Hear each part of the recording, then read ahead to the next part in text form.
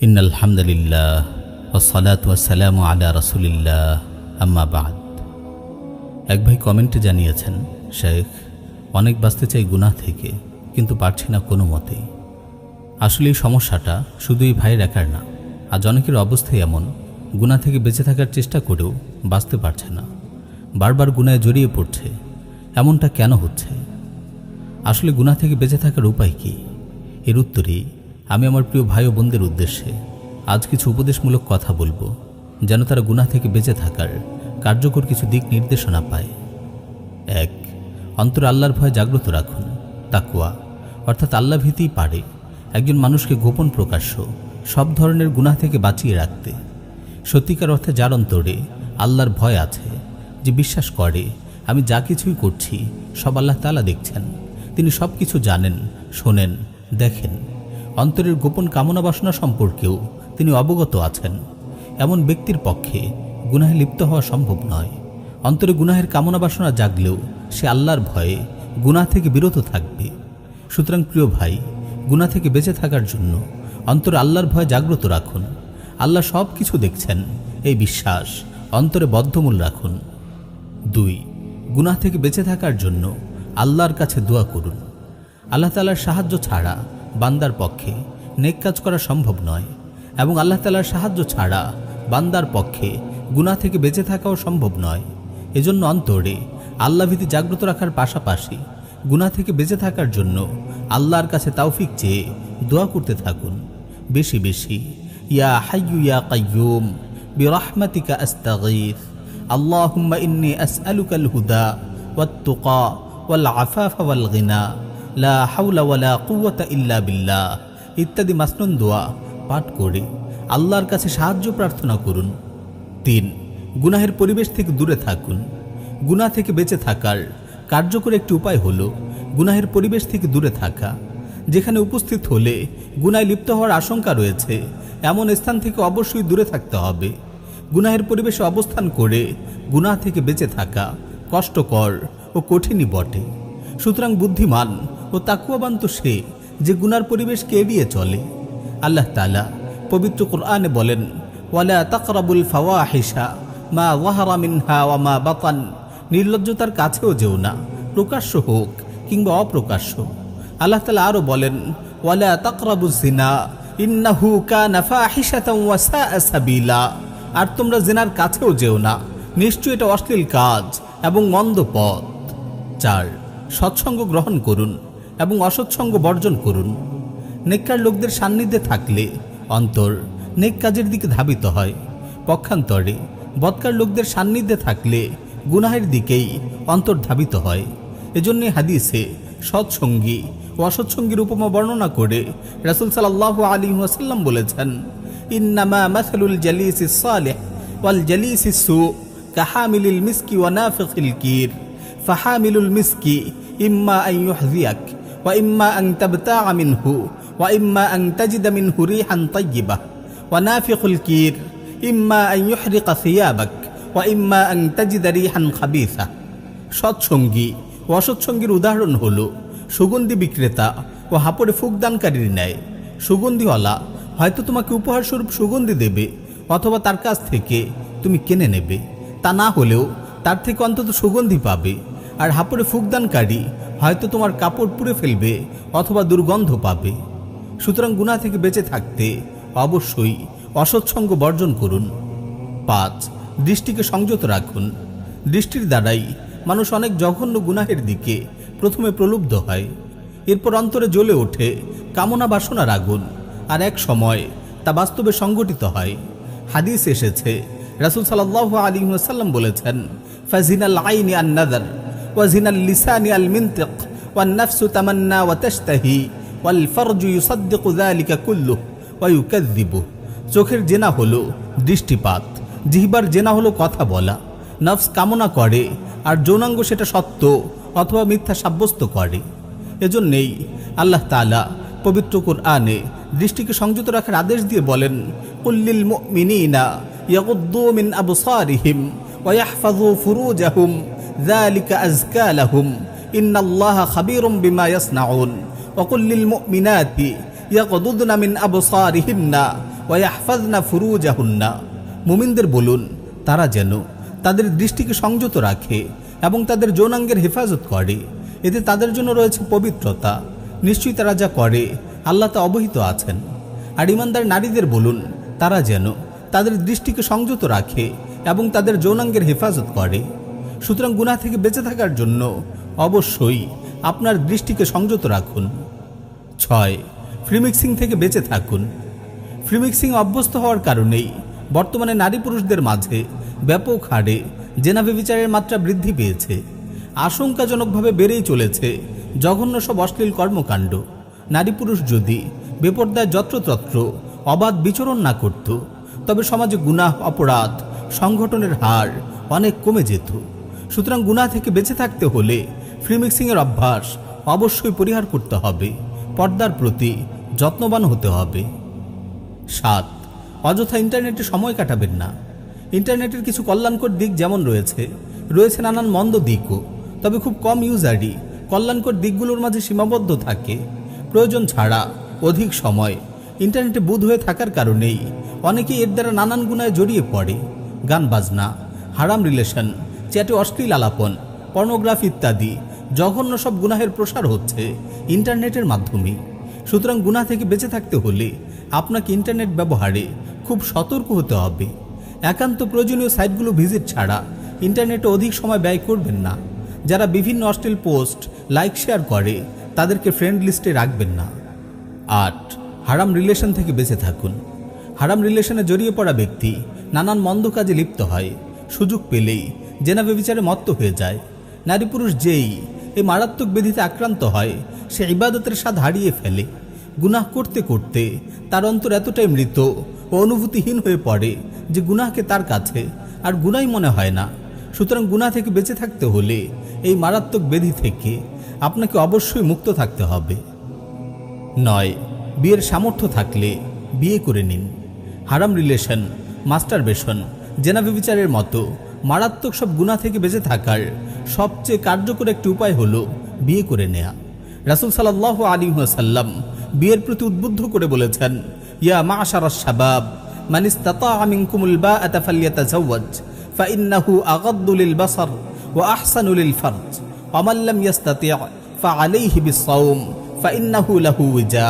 হে যুব সমাজ, তোমাদের মধ্যে যে বিবাহের সক্ষমতা রাখে সে যেন বিবাহ করে নেয়, কেননা তা দৃষ্টি অবনত রাখা ও লজ্জাস্থান হেফাজত করার জন্য অত্যন্ত কার্যকর।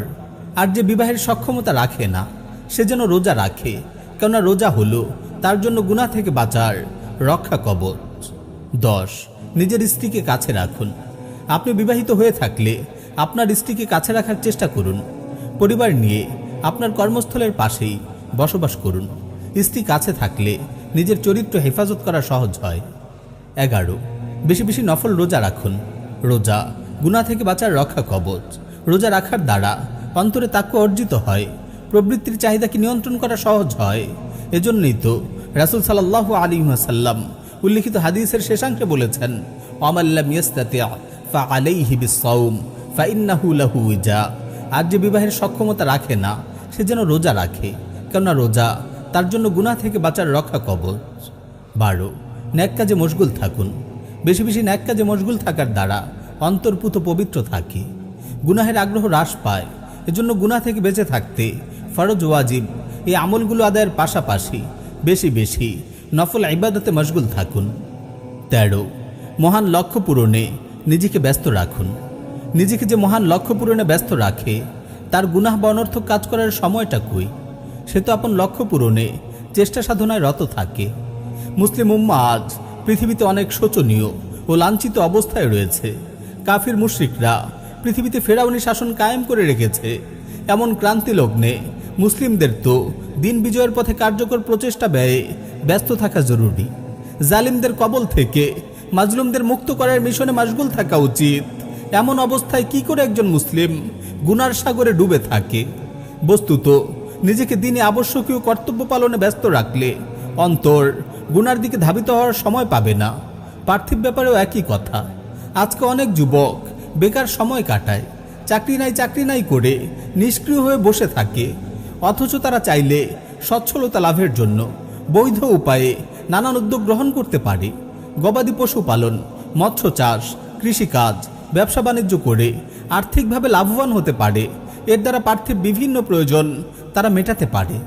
সুতরাং দিনই কোনো দায়িত্ব হোক কিংবা পার্থিব কোনো বৈধ কাজ হোক, নিজেকে উত্তম কোনো কাজে ব্যস্ত রাখুন, তাহলে গুনার দিকে ধাবিত হওয়ার তেমন সুযোগ থাকবে না।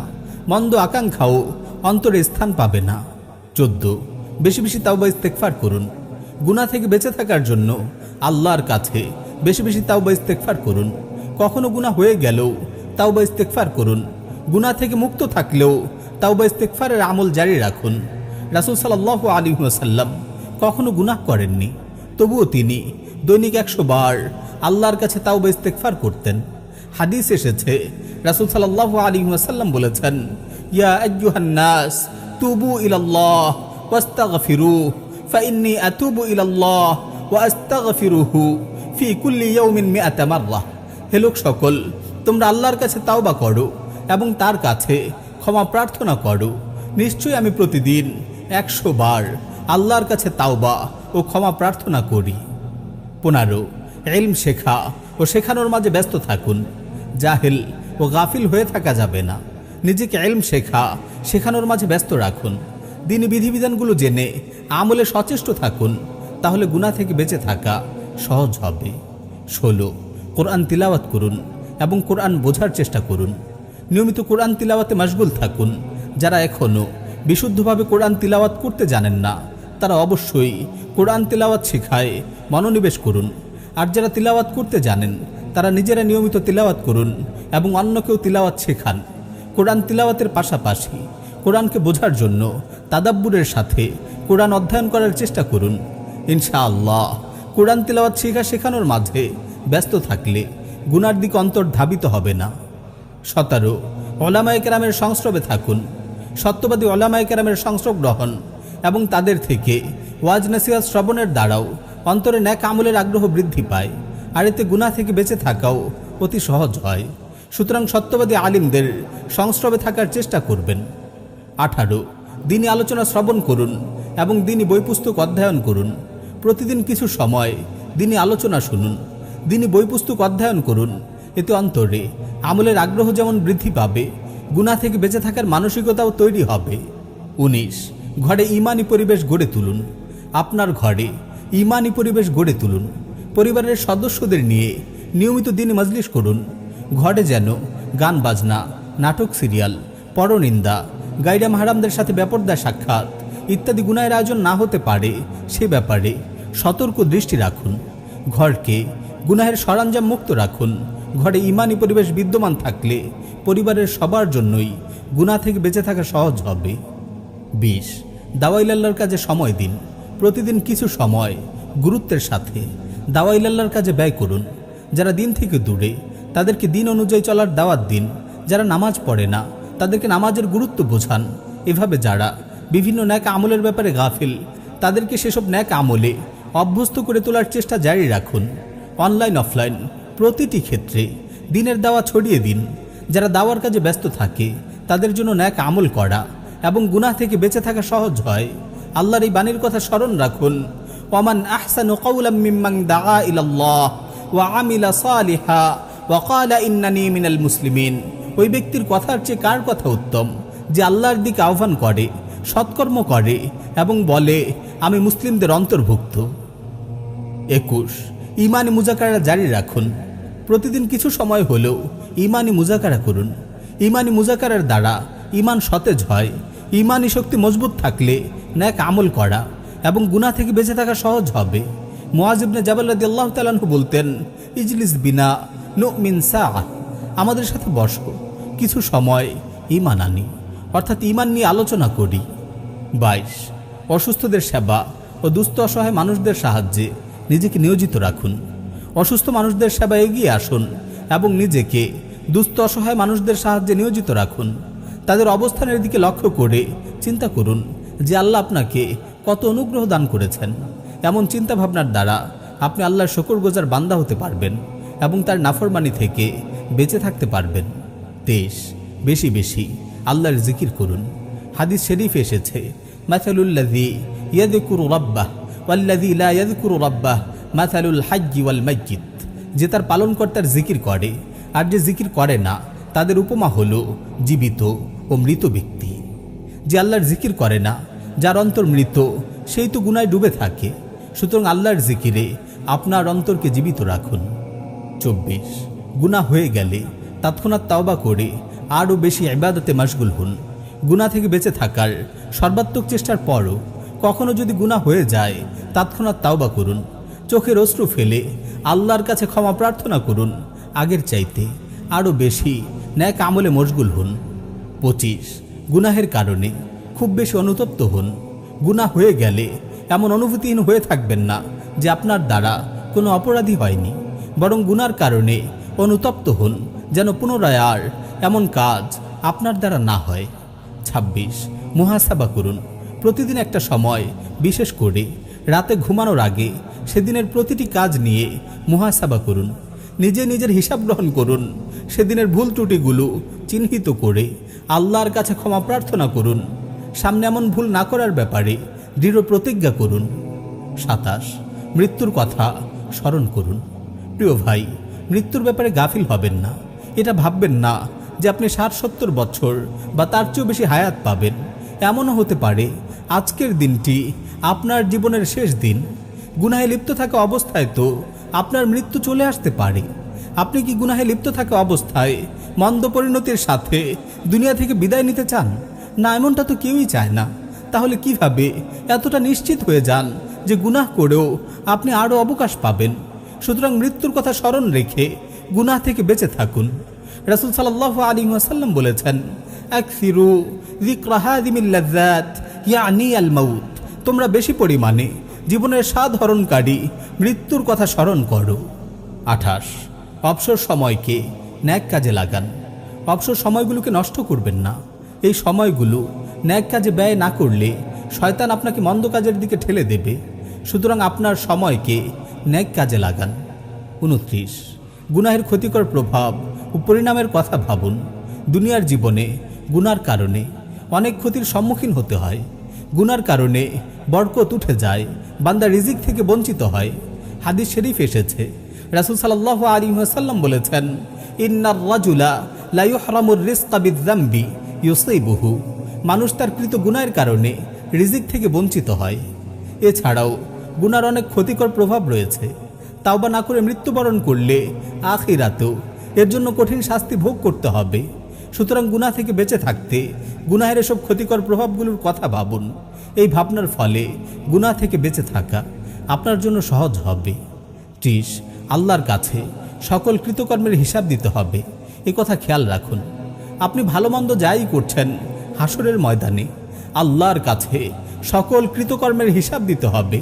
অনুপরিমাণ ন্যাক আমল ও বদ আমলও সেদিন পরিমাপ করা হবে।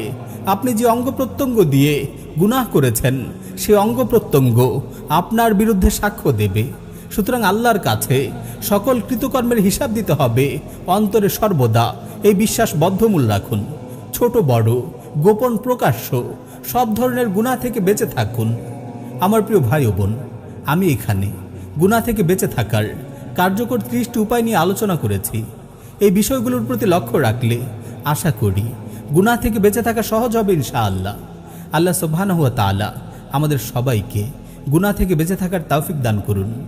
আমিন ইয়া রাব্বাল আলামিন।